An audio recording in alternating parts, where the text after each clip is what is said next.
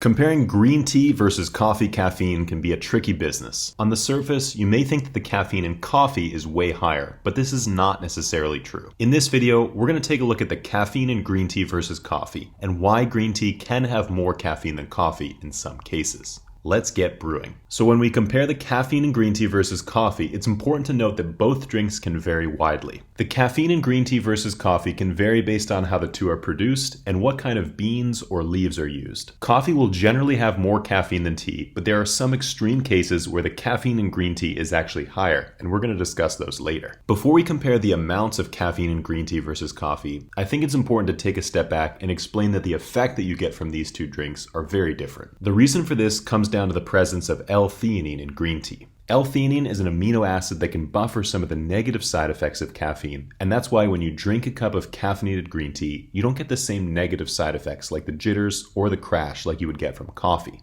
So what are some examples of high caffeine green teas that can compete with coffee? First, we have gyokuro. Gyokuro is a special type of Japanese green tea that can have between 120 and 140 milligrams of caffeine per serving. This high caffeine content comes from the fact that the tea is covered in a special type of netting before the harvest, which causes the leaves to produce more caffeine. Even though it's very high in caffeine, you won't notice the same effect as you would with coffee, because gyokuro is very high in L-theanine. This is why gyokuro drinkers report having a long-lasting, calm, alert energy throughout the day. This is great for long periods of work and study. Now let's talk about matcha, the other high caffeine tea in our list. Because matcha is a powdered green tea, it's mixed directly into water. This means that you're getting all the health benefits at once, and also all the caffeine at once. A high quality ceremonial matcha can have 34 milligrams of caffeine per gram. This may not seem like much, but in a typical 8-ounce cup of matcha, you will use as many as 4 grams and 136 milligrams of caffeine. A typical cup of coffee will have between 80 and 120 milligrams of caffeine per cup. So you actually get more caffeine with matcha. Just like gyokuro, matcha is also very high in L-theanine because it's shaded before the harvest. When you drink this tea, you'll also notice that long-lasting, calm, alert sensation, without as much of the crash or the jitters as you might get from coffee. So we've covered the two high caffeine green teas, but what about a normal caffeine green tea?